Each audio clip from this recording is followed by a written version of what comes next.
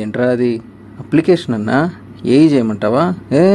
ఏడబ్ల్యూ అన్నా, ఇది ప్రిపేర్ అవ్వడానికి హైదరాబాద్ వచ్చినప్పుడు అన్నా 20 ఏళ్ళ చిన్న చిన్న కుర్రాళ్ళన్నా చేసి దేశం నాశనం అయిపోతుందన్న. ఆ మాటకు వస్తేరా, మ్యారీడ్ ఉమెన్ చా కోచింగా సెల్ఫా అన్నా? కోచింగ్ టైం ఉండదు లేకపోతే. ఏమైనా రా, ఈ ప్రిపరేషన్ అనేది భయంకరమైన అలవాటురా. అస్సలు ఎంకరేజ్ చేయకూడదు.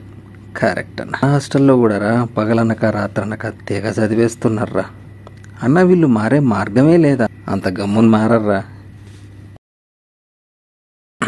ఏఈ కూడా అప్లై చేసి 2 ఏళ్ళకు మించి ఖాళీగా ఉండొద్దు అని రూల్ పెట్టాలి. అదొక్కటే మార్గం.